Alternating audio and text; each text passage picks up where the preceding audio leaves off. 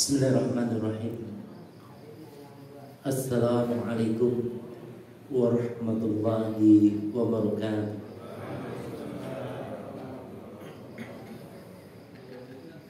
Innal hamdalillah nahmaduhu wa nasta'inuhu wa nastaghfiruh wa na'udzu billahi min shururi anfusina wa min sayyiati a'malina.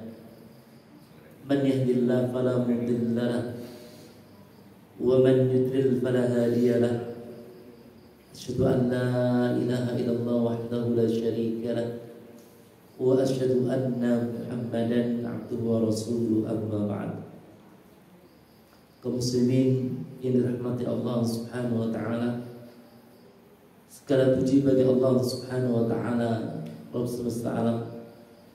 Salawat beserta salam senantiasa tercurahkan kepada Nabi kita Muhammad sallallahu alaihi wasallam, keluarganya, begitu pula kepada para sahabatnya. Kaum muslimin yang dirahmati Allah Subhanahu wa taala, di dalam hadis yang diriwayatkan oleh Imam Bukhari dan juga Imam Muslim, Abdullah bin Mas'ud radhiyallahu anhu bertanya kepada Rasulullah sallallahu alaihi wasallam, "Sa'altu Rasulullah sallallahu alaihi wasallam." Aku bertanya kepada Rasulullah sallallahu alaihi wasallam, "Ayyul a'mali afdal?" Amal apa yang paling utama? Amal apa yang paling mulia? Maka Rasulullah sallallahu alaihi wasallam menjawab, "As-salatu ala waqtiha." Salat di awal waktu. Kemudian setelah itu Abdullah bin Mas'ud radhiyallahu anhu bertanya kembali, "Summa ayyu?" Kemudian apa lagi wa Rasul? Qal birrul walidain, berbakti kepada kedua orang tua. Summa ayyu, kemudian apa lagi wahai Rasul? Qal al-jihad fisabilillah, berjihad di jalan Allah Subhanahu wa taala. Kaum muslimin yang dirahmati Allah Subhanahu wa taala, salah satu amalan yang agung, amalan yang mulia, amalan yang hal ini merupakan jalan menuju surga Allah Subhanahu wa taala adalah menunaikan salat. Salat adalah amalan yang pertama kali akan dihisab pada hari kiamat. Bagaimana disebutkan dalam hadis yang diriwayatkan oleh Imam Tirmidzi, Abu Hurairah radhiyallahu anhu mengatakan bahwa Rasulullah sallallahu alaihi wasallam bersabda, "Inna awwala ma yuhasabu bil 'abdu yaumal qiyamah min amalihi salat." Sesungguhnya amalan yang pertama kali nanti pada hari kiamat akan dihisab adalah tentang masalah salat. Jadi nanti kita semua akan mengalami namanya alam barzakh, alam kubur. Kemudian kita juga akan mengalami namanya yaumul ba'ts, hari kebangkitan. Kita akan dibangkitkan dari kubur kita, kemudian kita digiring menuju padang mahsyar, ya. Nah, nanti di sana maka kita semua akan dihisab. Akan dihitung, akan dinilai amal-amal saleh kita. Dan amal saleh yang terkait dengan Allah Subhanahu wa taala itu kan banyak, ya. Ada bakti kepada orang tua, ada salat, ada haji, ada umrah, ada sedekah. Nah, yang pertama kali nanti akan dihitung, akan dinilai, dihisab adalah salat, ya. Fa in salahat faqad aflaha wa anjaha. Kalau salat seorang itu bagus, maka dia aflaha wa anjaha. Dia beruntung dan dia akan sukses. Ya. Jadi diteliti amalan-amalan fulan, lihat salat. Salatnya gimana? Oh, ternyata salatnya bagus. Ketika menunaikan salat sesuai dengan Rasulullah SAW, ia laksanakan rukun-rukunnya, ia laksanakan syarat-syaratnya, ia laksanakan kewajiban-kewajibannya, ia laksanakan sunah-sunah sholat, ini bagus sholatnya. Ya. Kalau sholatnya bagus, dia aflah wa anjaha, ya, maka dia akan beruntung dan sukses. Sehingga amal-amal saleh yang lain, ya, pasti bagus semuanya. Bulan sholatnya bagus, pasti berbakti kepada orang tuanya bagus. Ya, bulan sholatnya bagus, pasti birrul walidainnya bagus, sedekahnya bagus, infaknya bagus, zikirnya bagus, amal-amal saleh yang lain bagus. Ya, inna sholata tanha 'anil fahsya wal munkar. Sungguhnya salat itu mencegah dari perbuatan keji dan mungkar. Sa'di rahimahullah mengatakan bahwa kalau salatnya, ya, benar, salat yang sesuai dengan petunjuk Rasul, menunaikan syarat-syarat dan kewajiban salat, menunaikan, ya, sunah-sunah salat, maka salat itu akan menghasilkan apa? Dia berbuat amal saleh dan mencegah kemungkaran. Ya, tapi kalau salatnya nggak bagus, maka dia tetap saja berbuat kemungkaran. Sehingga, ya, Ibnu Katsir rahimahullah ketika menafsirkan ayat ini, beliau menukil sebuah riwayat bahwa di zaman Rasulullah SAW ada seorang laki-laki tersebut tanya kepada Rasulullah, "Wa Rasulullah, fulan sholat tapi masih mencuri. Bagaimana wa Rasul?" Katanya, sholat itu mencegah perbuatan keji dan mungkar. Kata beliau, bisa jadi sholat-sholat sesudahnya itu akan menghentikan dia dari pencurian. Kaum muslimin dan rahmatil Allah Subhanahu wa taala, kembali lagi, ketika sholatnya bagus, ya, tentu dia akan masuk surga Allah Subhanahu wa taala. Ya, dia akan beruntung. Wa in fasadat faqad khaba wa khasira. Ya. Namun jika sholatnya rusak, ia gagal dan merugi. Sholatnya ekspres, ya, ekspres sekali, menunaikan sholat tarawih 23 rakaat, ya, cuma 7 menit, ya. Sholat zuhur cuma 2 menit, ya, misalnya. Sholat subuh cuma 1 menit, ekspres sholatnya. Tidak memperhatikan rukun-rukunnya, tidak memperhatikan, ya, syarat-syarat sholat, kewajiban-kewajiban sholat, sunah-sunah sholat, dan juga yang lainnya. Ya. Sehingga sholatnya asal-asalan, ya, maka dia akan rugi tentunya, dia gagal. Ya. Hadirin adalah mata Allah Subhanahu wa taala. Kemudian, ya, fa in taqassa min faridati syai'an qala Rabbu azza wa jalla undur hal li 'abdi min tatawwu wa yukammalu biya man taqassa min al faridah. Kalau hamba tersebut ternyata salatnya kurang, maka Allah Subhanahu wa taala berfirman kepada para malaikat, sedangkan Allah lebih mengetahui, coba lihat salat-salat sunnah hambaku ini. Ya, kalau dia punya salat sunnah, maka tambal salat-salat yang wajib tersebut dengan salat-salat sunnah. Dari sini hadirin yang dirahmati Allah Subhanahu wa taala, tentunya salat-salat sunnah itu sangat penting sekali. Karena dalam menunaikan salat, ya, kita bukan kadang malah sering, ya, ketika kita menunaikan salat, ya, pikiran kita kemana-mana, ya, padahal kita salat berjamaah, apalagi kalau salat sendiri, lebih-lebih lagi, gitu. Ya, hadirin dalam mata Allah Subhanahu wa taala, karena memang setan itu berusaha semaksimal mungkin, ya, untuk memalingkan salat kita agar salat kita tidak khusyuk. Karena setan tahu innas sholata tanha 'anil fahsya wal munkar. Sehingga salat itu mencegah perbuatan keji dan mungkar. Sehingga setan berusaha semaksimal mungkin, berusaha seoptimal mungkin agar salat kita tidak khusyuk. Ya. Sebutkan dalam hadis sahih, ketika azan dikumandangkan, maka setan lari terkejut.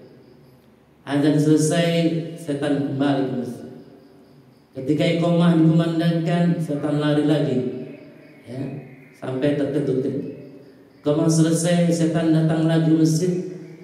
Kemudian ketika orang-orang menunaikan sholat, ya, setan berusaha untuk menjadikan manusia itu lalai dalam sholat. Ingat ini, ingat itu, sehingga orang yang sholat tidak tahu berapa rakaat yang dia kerjakan. Nah, Allah Subhanahu wa ta'ala mensyariatkan kepada kita sholat-sholat sunnah, dan rahmat Allah Subhanahu wa ta'ala kepada kita sholat-sholat sunnah itu untuk apa? Untuk menambal sholat-sholat yang wajib. Nah, di antara sholat sunnah itu ada sholat rawatib. Di antara sholat sunnah ada sholat apa? Rawatib. Sholat rawatib di sini adalah sholat-sholat yang mengiringi sholat wajib, baik pelaksanaannya sebelum ditegakkan sholat wajib maupun setelah ditegakkan sholat wajib. Ini sholat rawatib. Kami ulangi. Para ulama menjelaskan bahwa sholat rawatib ini adalah sholat-sholat sunnah yang mengiringi sholat wajib, baik dikerjakan sebelum sholat wajib, ini namanya apa? Sholat qabliyah, maupun dikerjakan setelah sholat wajib, itu namanya apa? Sholat ba'diyah. Al-Imam Nawawi rahimahullah dalam kitab Riyadhus Shalihin, beliau rahimahullah menyebutkan tentang bab keutamaan sholat sunnah rawatib. Beliau menyebutkan hadis-hadis Rasulullah sallallahu alaihi wasallam. Di antaranya yang pertama, an Ummul Mukminin Ummu Habibah Ramlah binti Abi Sufyan radhiyallahu anha qalat sami'tu Rasulullah sallallahu alaihi wasallam yaqul. Dari Ummul Mukminin Ummu Habibah Ramlah binti Abi Sufyan radhiyallahu anha yang mengatakan bahwa Rasulullah sallallahu alaihi wasallam bersabda, "Ma min 'abdin muslim yusalli lillahi ta'ala kulla yawmin 12 rak'atan tatawuan ghairal fariidhah illa banallahu lahu baitan fil jannah aw illa buniya lahu fil jannah." Rawi Muslim, hadis ini diriwayatkan oleh Imam Muslim. Tidaklah seorang hamba muslim menunaikan salat sehari semalam 12 rakaat, bukan salat wajib, karena Allah Subhanahu wa ta'ala, melainkan Allah Subhanahu wa ta'ala membangunkan baginya istana di surga, atau dalam ayat yang lain, kecuali akan dibangunkan baginya istana di surga. Mana global hadis ini? Kaum muslimin yang dirahmati Allah Subhanahu wa ta'ala, siapa saja dari seorang hamba muslim menunaikan salat sehari semalam, salat sunnah 12 rakaat. Ketika menunaikan salat sunnah 12 rakaat ini, sifatnya bukan wajib. Kemudian lillahi ta'ala, karena Allah Subhanahu wa ta'ala. Jadi semata-mata mengharapkan pahala Allah Subhanahu wa ta'ala, bukan karena mengharapkan duniawi, bukan mengharapkan wanita, bukan mengharapkan harta. Tapi ketika menunaikan salat 12 rakaat karena pahala Allah Subhanahu wa ta'ala, maka Allah Subhanahu wa ta'ala bangunkan baginya istana di surga. Dari hadis ini kita bisa mengambil beberapa faedah. Dari hadis ini kita bisa mengambil beberapa faedah. Faedah yang pertama, Rasulullah sallallahu alaihi wasallam mengabarkan tentang sholat sunnah sehari semalam, yaitu sholat rawatib 12 rakaat. Yang jadi pertanyaan adalah, ya, 12 rakaat itu apa saja? Ya, 12 rakaat itu apa saja? Disebutkan di dalam hadis Aisyah radhiyallahu anha, hadisnya riwayat Imam Tirmidzi. Jadi yang meriwayatkan ini adalah Aisyah radhiyallahu anha, ya. Aisyah radhiyallahu anha adalah salah satu istri Rasulullah sallallahu alaihi wasallam yang memang cerdas, ya.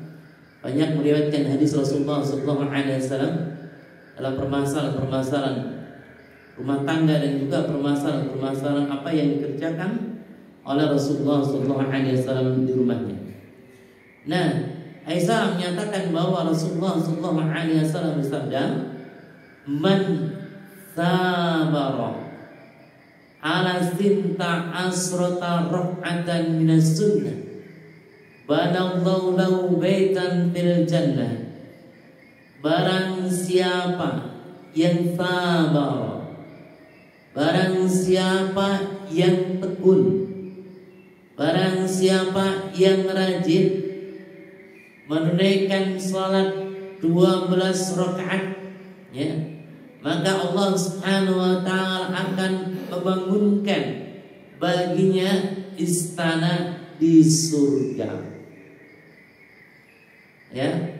Kemudian Aisyah radhiyallahu anha menyebutkan 12 rakaat ini adalah arba'i raka'atin qabla zuhri, 4 rakaat sebelum zuhur. Qabliya apa Pak? Qabliya zuhur. Berapa rakaat? Berapa rakaat? 2 apa 4 rakaat? 4 rakaat. Nah, 4 rakaat di sini pelaksanaannya gimana? Menurut mayoritas ulama 2 rakaat salam, 2 rakaat salam. Ya, kita masuk masjid untuk menunaikan sholat zuhur misalkan. Alhamdulillah waktunya lapang, ya. Kita sholat 2 rakaat terlebih dahulu, ya, qabla zuhur. Setelah salam kita sholat lagi 2 rakaat. Jadi 4 rakaat. Wa raka'ataini ba'daha, kemudian 2 rakaat sesudah zuhur. Ya, setelah kita menunaikan salat, ya, wajib zuhur 4 rakaat, ya, setelah zikir misalnya, ya, lantas kita menunaikan salat ba'da zuhur. Berapa rakaat Pak? 2 rakaat. Ya, qabliya zuhur 4 rakaat, ba'da zuhur 2 rakaat. Jumlahnya berapa? 6. Ya. Kemudian yang kedua, wa raka'ataini ba'dal maghrib, 2 rakaat sudah maghrib. Jadi 8. Wa raka'ataini ba'dal isya, 2 rakaat sudah isya. Berarti berapa Pak?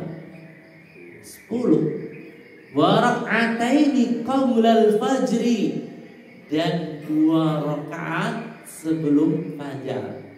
2 rakaat qabliyah fajar. Totalnya berapa Pak? 12 Pak. Ya, 12. Ya. Kaum muslimin dan rahmati Allah Subhanahu wa taala, dalam hadis yang lain 10 rakaat saja Pak. Ya. Ini hadisnya sahih, ya. Bahkan hadisnya Bukhari, hadis nomor 1180. Seorang sahabat mulia yaitu Ibnu Umar radhiyallahu anhu. Sahabat mulia Ibnu Umar radhiyallahu anhu. Ibnu Umar radhiyallahu anhu itu anaknya Ali atau anaknya Utsman? Ibnu Umar radhiyallahu anhu anaknya Ali, anaknya Utsman, atau anaknya Abu Bakar? Betul Pak, anaknya Umar, Masya Allah. anaknya Umar bin Khattab. Namanya juga Ibnu Umar.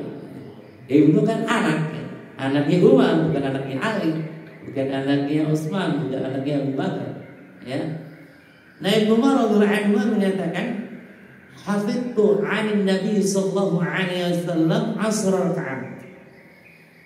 Saya hafal dari Nabi Muhammad sallallahu alaihi wasallam itu 10 rakaat.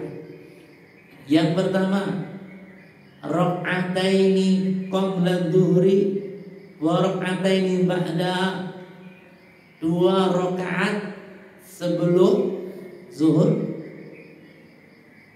dan 2 rakaat sesudah. Yang kedua, wa raka'ataini ba'dal maghrib, 2 rakaat sudah maghrib. Yang ketiga, raka'ataini ba'dal maghrib di bait, 2 rakaat sudah maghrib di rumahnya.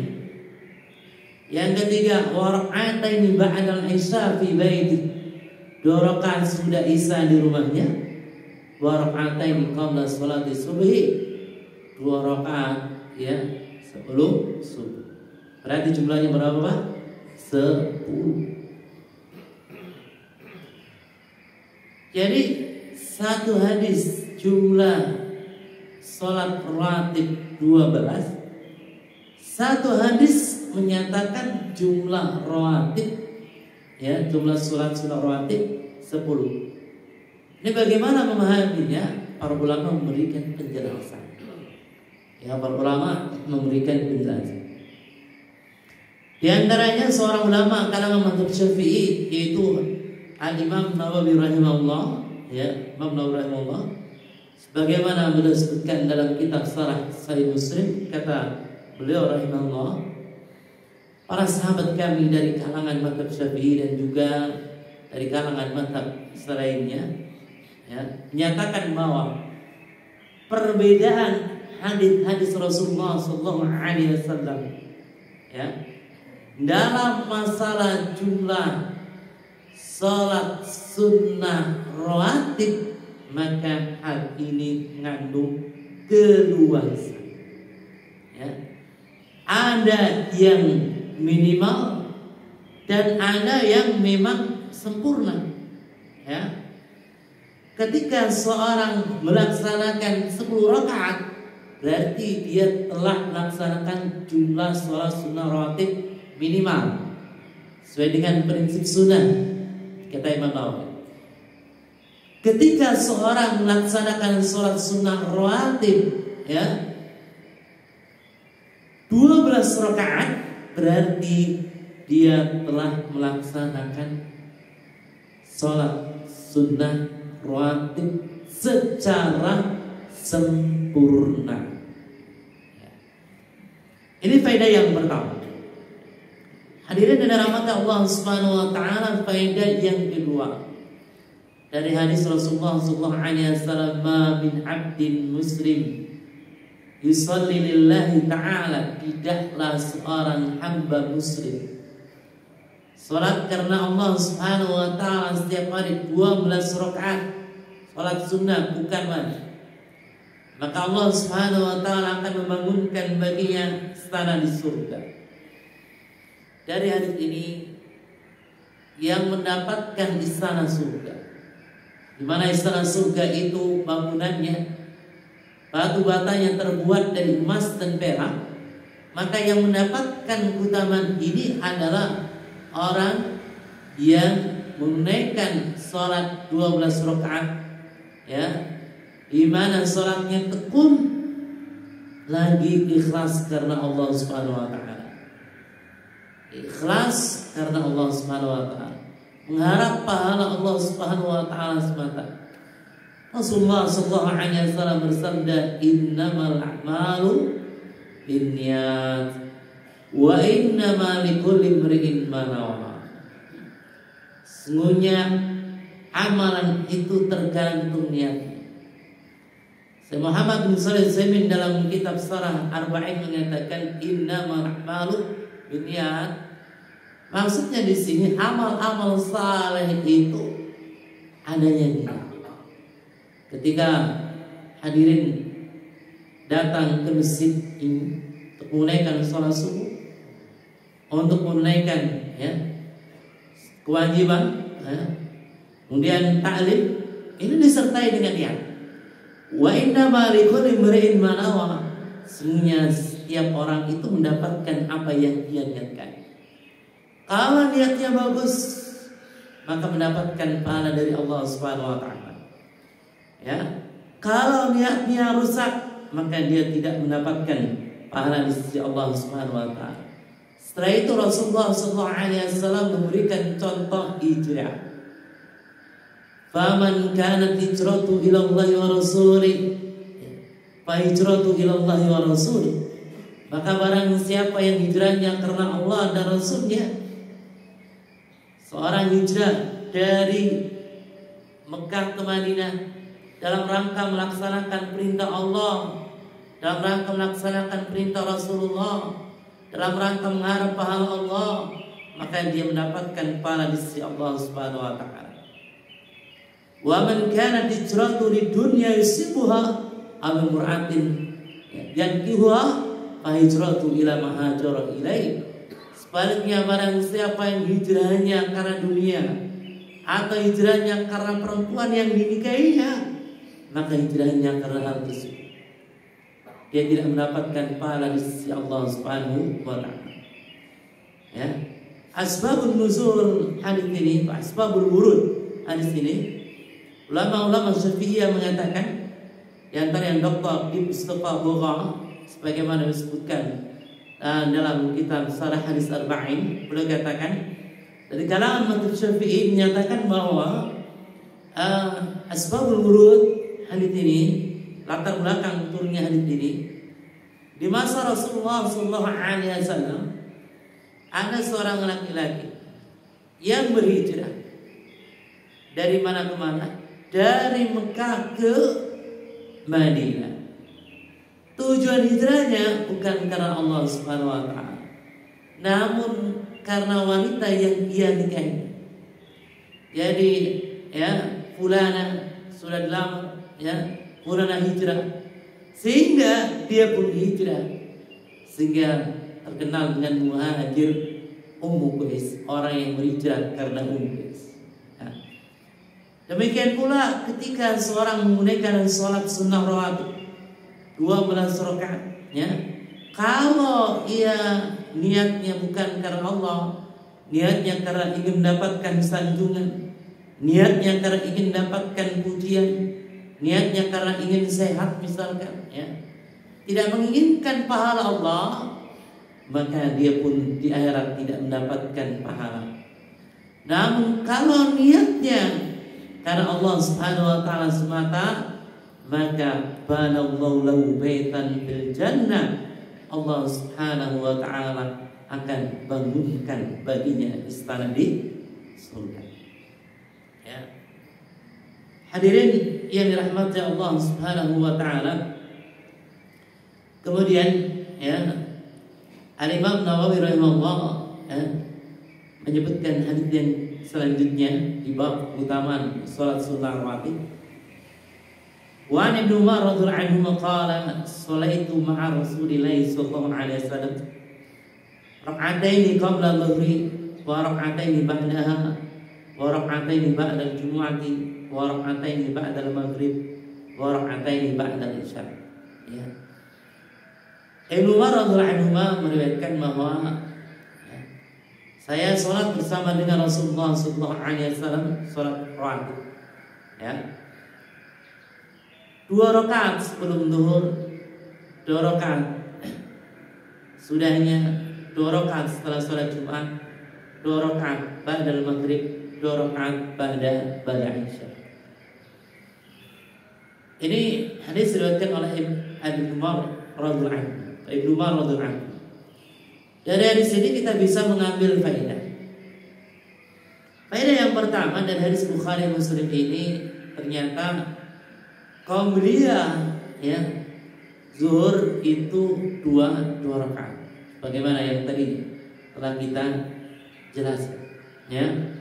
Di kaum belia zuhur itu bisa 4 rakaat, bisa 2 rakaat. Kalau kita melaksanakan qobliyah zuhur 2 rakaat, berarti ini ya yang paling minimal ya pokok sunnah telah tercapai. Kalau kita melaksanakan qobliyah zuhur 4 rakaat, berarti kita melaksanakan yang paling sempurna. Yang paling sempurna. Kemudian hadirin dan rahmat Allah Subhanahu wa taala, selanjutnya ya, faedah dari hadis ini ya, yang kedua, wa rak'ataini ba'dal jumu'ah. Ibnu Umar radhiyallahu anhuma menjelaskan bahwa ya, Rasulullah sallallahu alaihi wasallam menunaikan salat ba'diyah Jumu'ah. Salat ba'diyah Jumu'ah. Salat ba'diyah Jumu'ah ini ya dikerjakan oleh Rasulullah SAW ya 2 rakaat. Ya, sebagaimana dalam hadis yang lain ya, raka'ataini ba'dal Jumu'ah fi baiti. Kata Ibnu Umar radhiyallahu anhu bahwa Rasulullah SAW ya menunaikan ya salat ba'diyah Jum'ah 2 rakaat di rumah. Ada hadis yang lain ya bahwa barang siapa menunaikan salat sudah Jumat maka laksanakan 4 rakaat. Sehingga dari sini Ibnu Qayyim rahimahullah mengatakan bahwa kalau salat ba'diyah Jumat dilaksanakan di masjid maka dilaksanakan 4 rakaat. Kalau ya dilaksanakan di rumah maka dilaksanakan berapa rakaat? 2 rakaat. Sebagian ulama mengatakan ya bahwa ini ada kelapangan. Artinya kalau kita melaksanakan ba'diyah Jumat 2 rakaat maka silakan. Kalau kita melaksanakan ba'diyah Jumat ya 4 rakaat itu pun silakan. Hadirin dan rahmat Allah Subhanahu wa taala, kemudian hadis yang ketiga.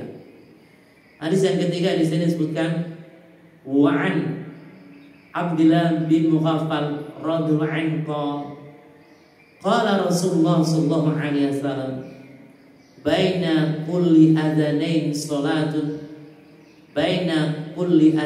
salatun wa qala fi tsalisa liman syaa muttafaqun alaih. Imam Nawawi rahimahullah dalam kitab Riyadhus Shalihin ketika beliau menulis terkait dengan keutamaan salat sunnah rawatib ya, kemudian beliau mencantumkan hadis Rasulullah sallallahu alaihi wasallam riwayat Bukhari dan Muslim dari sahabat Abdullah bin Mughaffal radhiyallahu anhu. Dia berkata Rasulullah sallallahu alaihi wasallam bersabda baina kulli adzanain salatun wa qala fi tsalitsah liman syaa. Antara azan dan iqamah ada salat, kemudian beliau sallallahu alaihi wasallam bersabda yang ketiga kalinya liman syaa, bagi siapa saja yang mau, bagi siapa saja yang berkehendak untuk menunaikan salat tersebut. Dari hadis Rasulullah sallallahu alaihi wasallam ini kita bisa mengambil faedah ya. Yang pertama, hadirin dan rahmat Allah Subhanahu wa taala, syariat ini memerintahkan kepada kita, menganjurkan kepada kita agar kita menunaikan sholat sunnah sebelum sholat wajib. Kenapa demikian?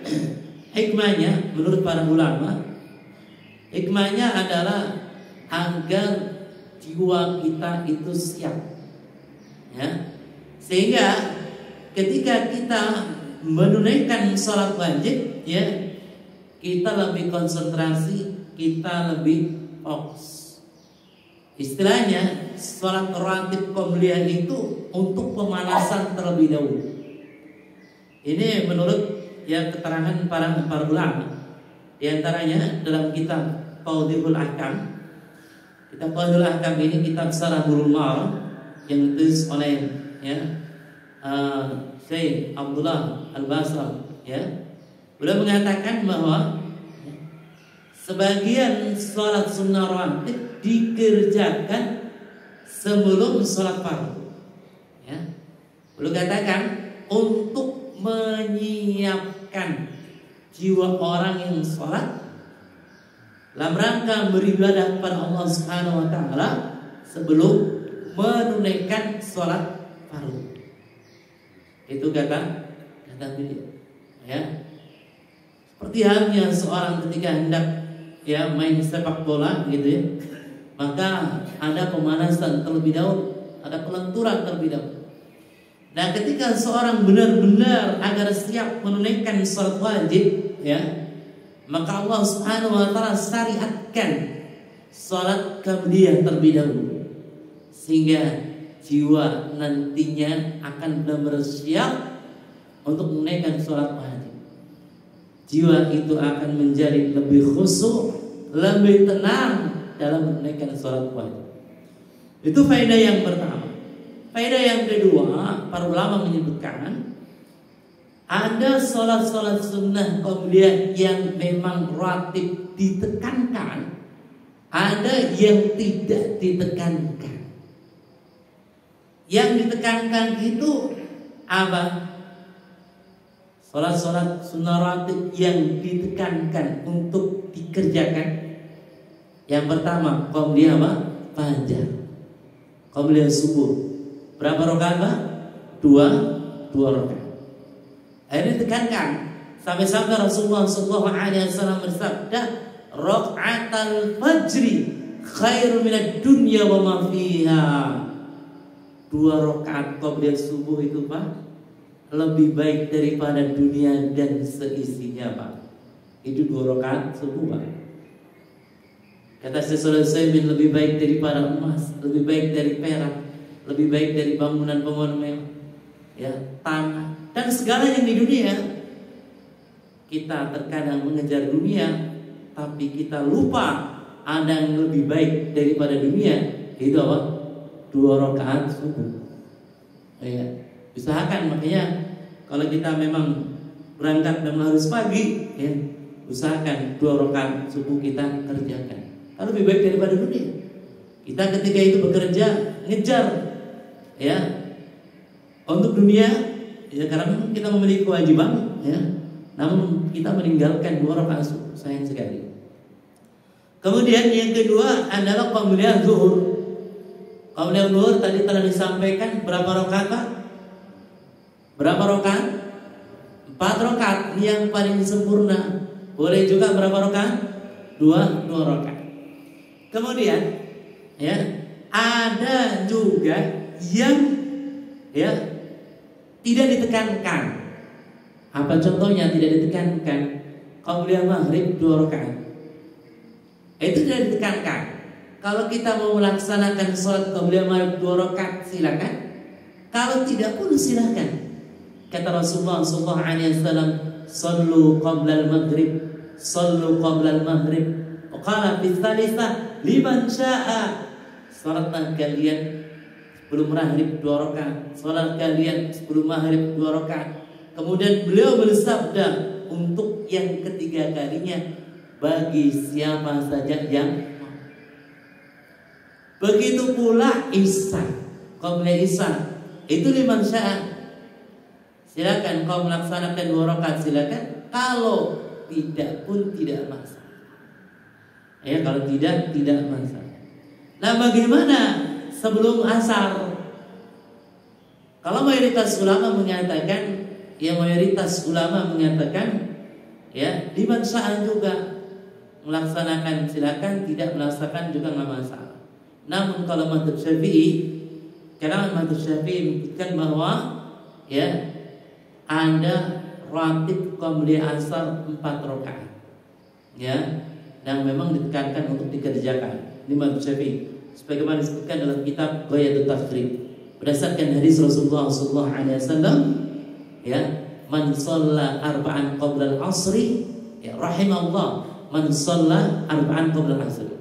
Allah Subhanahu wa taala merahmati orang yang menunaikan salat 4 rakaat sebelum asar. Hadirin dan rahmat Allah Subhanahu wa taala, demikian apa yang kami sampaikan, ya, terkait dengan masalah utama salat rawatib. Masih ada waktu cukup panjang, ya, saudara, ya. Tadi waktu suruh pukul berapa, saudara?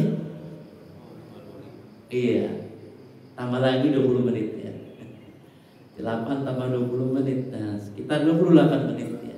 Barangkali ada tambahan dari jamaah ataupun ada pertanyaan terkait dengan materi yang telah kita sampaikan.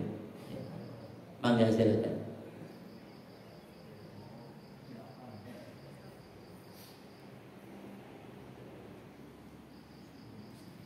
Mangga, silakan kalau ada pertanyaan.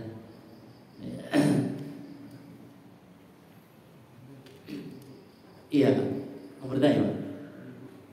Ibu-ibu, barangkali ibu-ibu, iya silakan. Ibu, barangkali ada yang bertanya.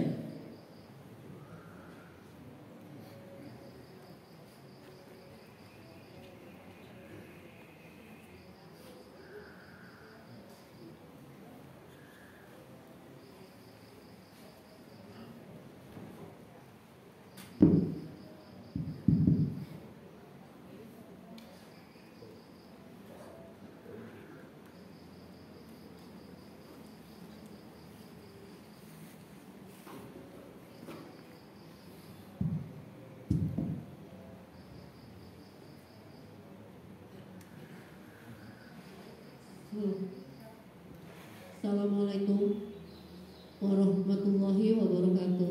Waalaikumsalam warahmatullahi wabarakatuh. Pak Ustadz, saya ada 2 pertanyaan. Pertanyaan yang pertama, apakah jika kita tidak menjalankan salat rawatib, terutama yang di Juhur, ya Pak Ustadz, karena ada kesibukan, jadi bolong-bolong gitu loh Pak Ustadz, apakah kita tidak akan dibangun istana di surga nanti Pak Ustadz? Yang kedua, jika kita sudah mau masuk masjid, ternyata dia sudah iqomah, dia sudah mau menjalankan sholat, apakah kita boleh setelah sholat kita melakukan qobliyah? Itu saja yang saya tanyakan. Terima kasih. Assalamualaikum warahmatullahi wabarakatuh. Waalaikumsalam warahmatullahi wabarakatuh. Ya, hadirin yang dirahmati Allah Subhanahu wa taala, ada 2 pertanyaan. Pertanyaan yang pertama adalah ketika seorang menunaikan sholat rawatib itu bolong-bolong, ya, apakah dia akan mendapatkan keutamaan, ya, mendapatkan istana di surga? Tidak, ya. Yang mendapatkan istana di surga itu adalah seorang yang menunaikan sholat sunnah rawatib secara tekun. Hal ini berdasarkan hadis Rasulullah SAW. Hadisnya riwayatkan oleh Imam Tirmidzi, ya. Aisyah radhiyallahu anha menyatakan bahwa Rasulullah SAW bersabda, man sabara ala sinta asraka rak'atan min sunnah banallahu lahu baitan fil jannah. Barang siapa yang tekun untuk menunaikan salat 12 rakaat, maka Allah Subhanahu wa taala akan membangunkan baginya istana di surga. Kemudian, ya, Imam San'ani rahimahullah ketika menjelaskan tentang hadis-hadis yang terkait dengan salat rawatib 12 rakaat, ya, maka San'ani rahimahullah mengatakan bahwa yang dimaksud di sini adalah seorang yang menunaikan sholat sunnah sehari semalam 12 rakaat, ya, tekun, bukan suatu hari dia melaksanakan, ya, kemudian malam-malam yang lainnya tidak mengerjakan, atau hari-hari yang lain itu tidak mengerjakan. Itu yang pertama. Kemudian yang kedua, pertanyaan yang kedua, ketika kita tidak sempat untuk menunaikan sholat sunnah qabliyah, ya, apakah bisa kita laksanakan untuk diqadha setelah kita menunaikan sholat wajib lantas kita mengqadhanya? Tanya begitu ya, Bu. Apakah boleh? Boleh. Ya. Tentunya kebolehan di sini berdasarkan dalil-dalil, ya, dari hadis Rasulullah sallallahu alaihi wasallam. Sini kita sebutkan dalilnya, peristiwa yang terjadi di masa Rasulullah sallallahu alaihi wasallam. Contoh terkait dengan qabliyah subuh. Qadarul masalah, misalkan kita bangun waktu azan, ya, lantas kita kamar kecil terlebih dahulu, ya, setelah itu kemudian kita wudu, lantas kita ke masjid. Qadarullah masalah, ketika di masjid, ya, kita tidak menunaikan sholat apa? Qabliyah panjang. Kenapa? Karena memang sholat subuh tegakkan, ya. Jadi ada kesempatan bagi kita untuk menunaikan sholat sunnah qabliyah panjang. Lantas kita ingin mengqadhanya, apakah diperbolehkan? Diperbolehkan. Bahkan ini dianjurkan. Tidak sekedar diperbolehkan, ini dianjurkan. Ini dikerjakan oleh Rasulullah SAW. Kita sebutkan haditsnya. Haditsnya riwayat Tirmidzi nomor 423. Derajat hadis ini hasan, masuk kategori hadis sahih. Rasulullah sallallahu alaihi wasallam bersabda, "Man lam yusalli rak'atal fajri falyusalliha ba'da ma tatlu syamsu." Barang siapa yang belum melaksanakan qabliyah subuh, maka kerjakanlah setelah matahari terbit. Kita ulang. Rasulullah SAW bersabda, barang siapa yang belum melaksanakan 2 rakaat qabliyah subuh, 2 rakaat qabliyah fajar, maka laksanakanlah setelah matahari terbit. Ya, setelah matahari terbit. Ya.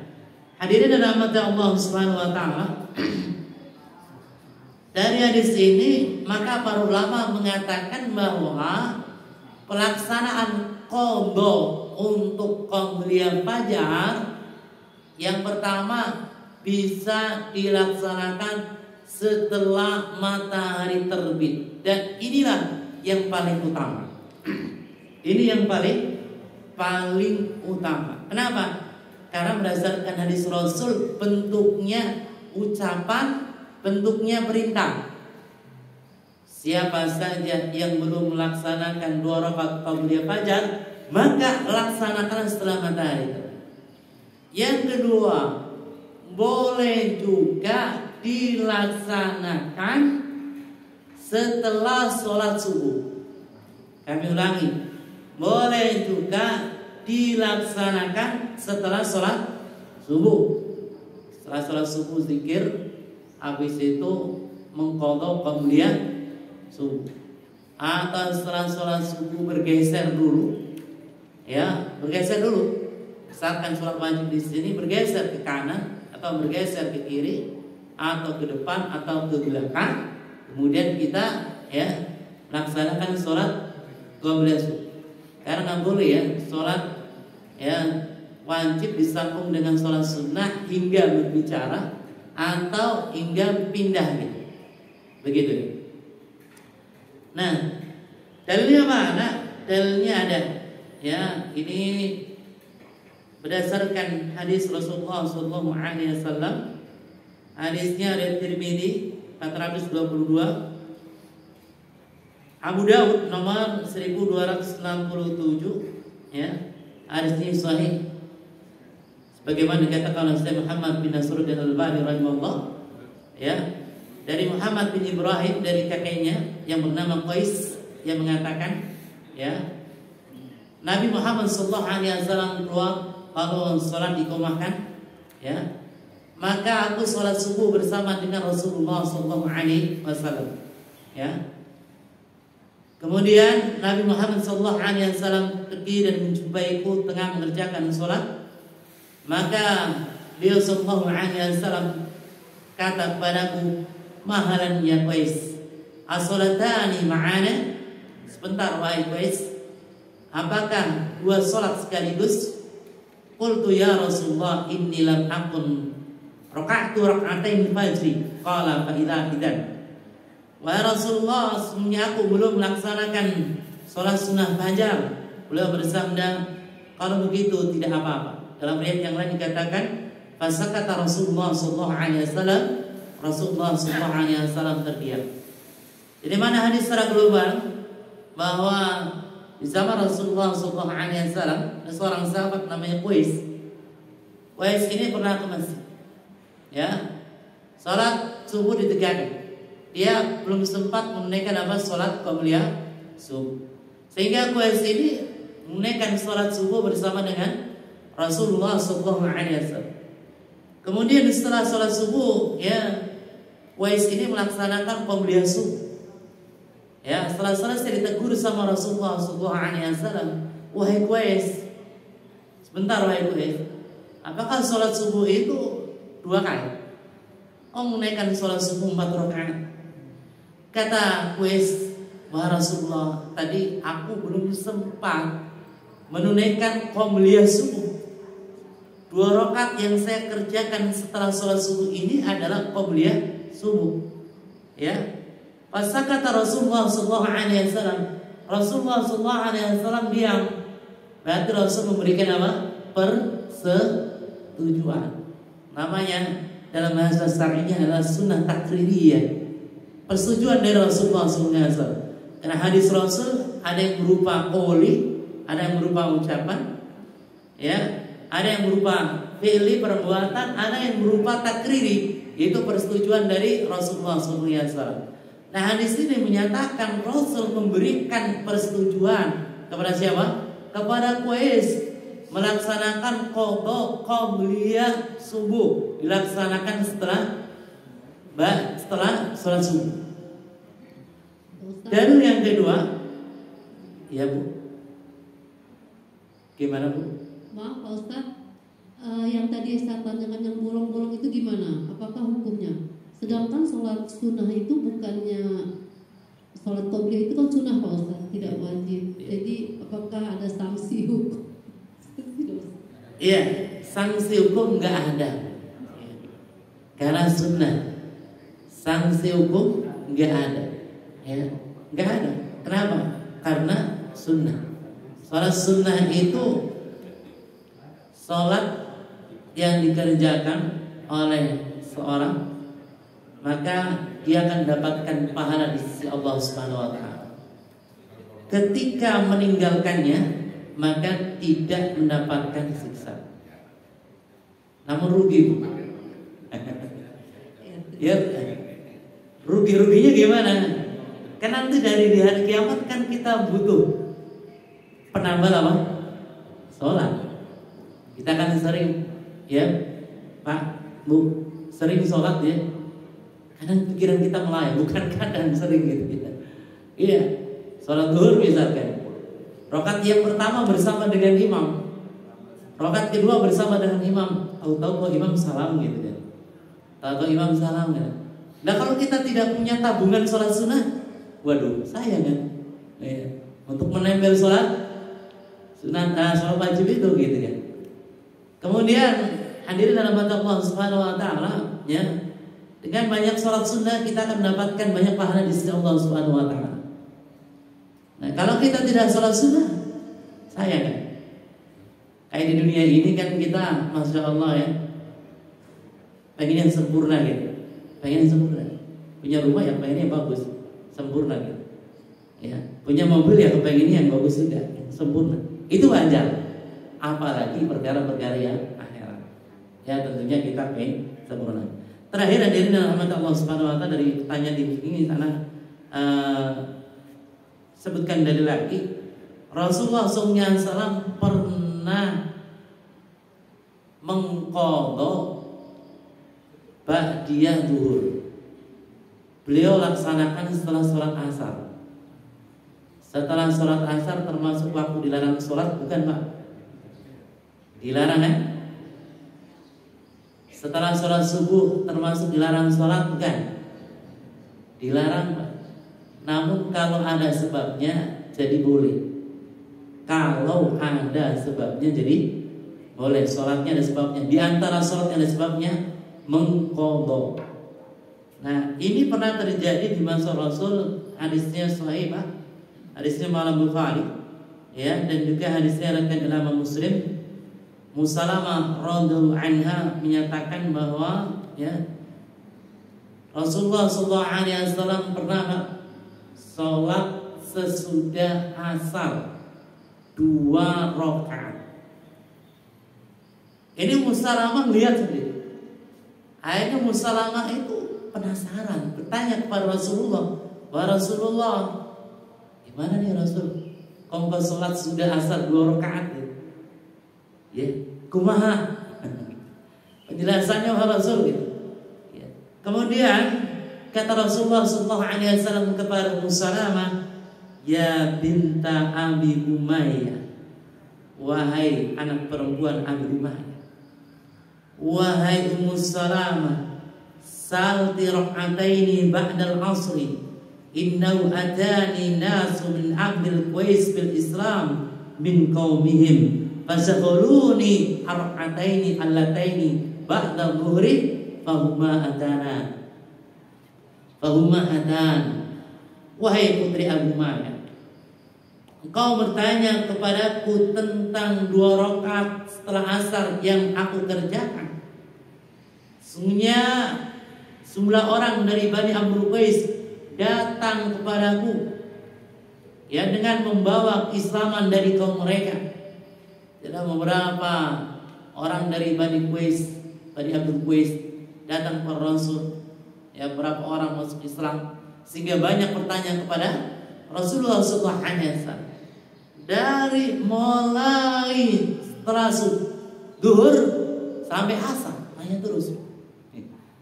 Iya, Rasul setelah sholat zuhur, ya, zikir, belum sempat sholat ba'da zuhur, yang berapa orang dari ya Bani Abdul Qais datang ke Rasul.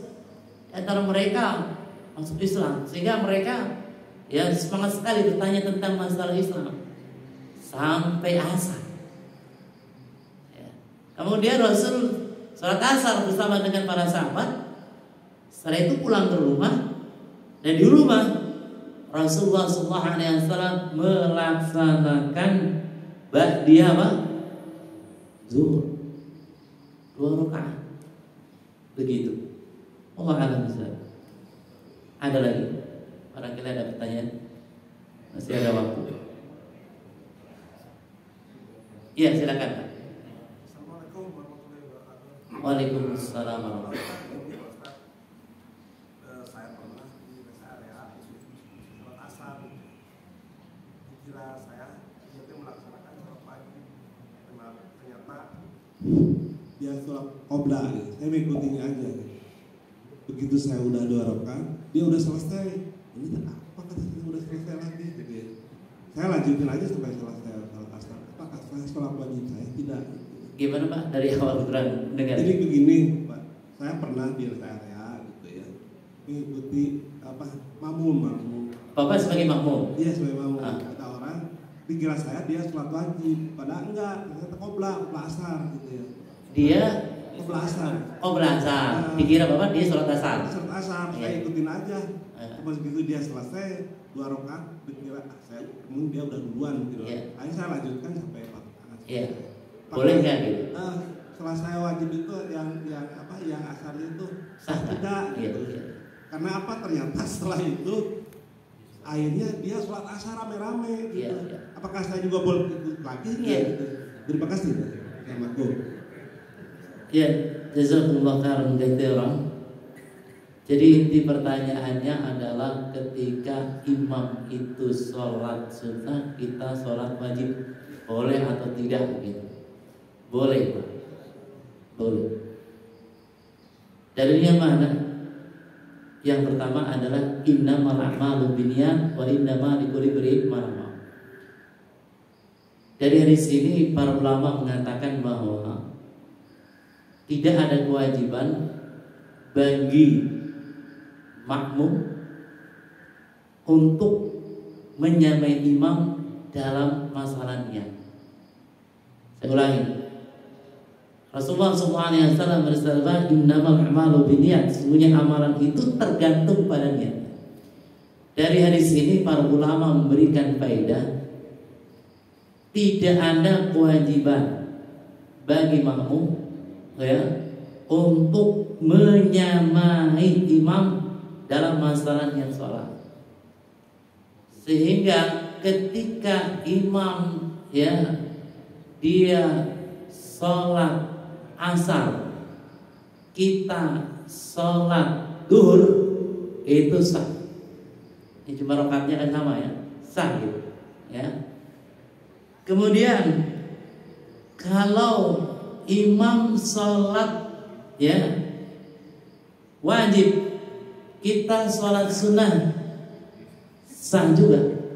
Imam sholat wajib, kita sholat sunnah, itu sah ya, sah gitu. Dan Rasul pernah sholat tahajud. Sholat tahajud bagi Rasul apa? Wajib atau sunnah? Wajib. Rasul pernah sholat tahajud dengan Ibnu Abbas. Rasul pernah sholat tahajud berjamaah dengan siapa? Hudzaifah. Rakaat yang pertama beliau membaca surat Al-Baqarah, surat Al-Imran, setelah itu surat An-Nisa. 7,5 juz, Pak. Rakaat yang pertama. Berapa jam? Ya, itu Rasul kan sholat tahajud ya. Berarti Rasul sholat wajib. Karena tahajud bagi Rasul apa? Wajib. Kalau bagi umatnya apa? Sunnah. Hudzaifah sholat tahajud itu hukumnya sunnah. Berarti di sini imam yang sholat apa? Wajib. Makmumnya sholat apa? Sunnah. Itu kan beda niat. Yang ketiga, imam sholat sunnah, kita sholat wajib. Imam sholat sunnah, tadi sunnah asar, atau imam sholat tarawih, Pak. Iya, lagi tarawih, kita masuk masjid belum bisa, kita safar gitu ya, masjid ya, belum bisa mau sholat isya, imam tarawih 2 rakaat, kita sholat apa? Isya, boleh kan? Boleh. Ini pun terjadi di masa Rasulullah SAW. Hadisnya sahih, Pak. Kisah Mu'adz bin Jabal radhiyallahu anhu. Mu'adz bin Jabal radhiyallahu anhu. Jadi Mu'adz bin Jabal radhiyallahu anhu ketika itu menunaikan salat Isya bersama dengan Rasulullah SAW. Setelah selesai salat Isya, Mu'adz bin Jabal pulang ke kampungnya, ke kaumnya. Ya. Nggak jauh dari kampung Mu'adz bin Jabal gitu. Pulang ya. Kemudian ternyata di kampungnya belum ditegakkan sholat isya ya. Kaumnya tahu Mu'adz bin Jabal. Nah, Mu'adz bin Jabal kan termasuk ahli Al-Quran ya, termasuk penghafal Al-Quran di masa Rasul. Maka Rasul merekomendasi bagi siapa saja yang belajar Al-Quran, di antaranya kepada siapa? Mu'adz bin Jabal. Bacaannya bagus, sehingga kaumnya menginginkan Mu'adz bin Jabal untuk mengimami sholat isya. Padahal Mu'adz bin Jabal sudah selesai.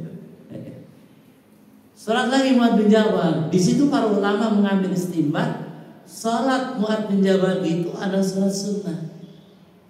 Sedangkan kaumnya sholat apa?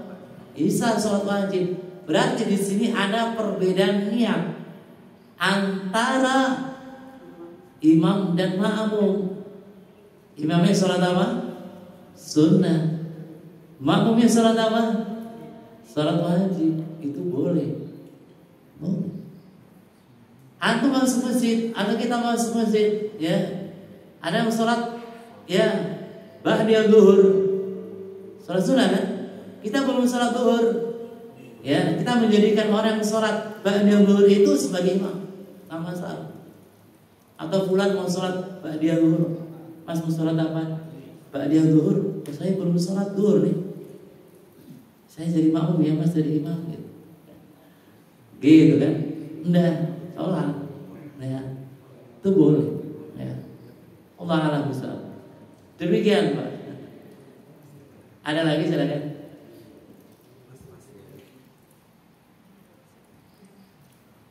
Cukup. Ada lagi, satu lagi. Waalaikumsalam warahmatullahi wabarakatuh. Saya ingin tanyakan untuk bagaimana hukumnya takziah kepada yang meninggal kafir atau non muslim. Iya. Yang pertama itu, yang kedua, bagaimana hukumnya juga kalau kita berkunjung ke rumah yang memelihara anjing. Iya. Maksudnya anjingnya juga berkeliaran di dalam rumah. Iya.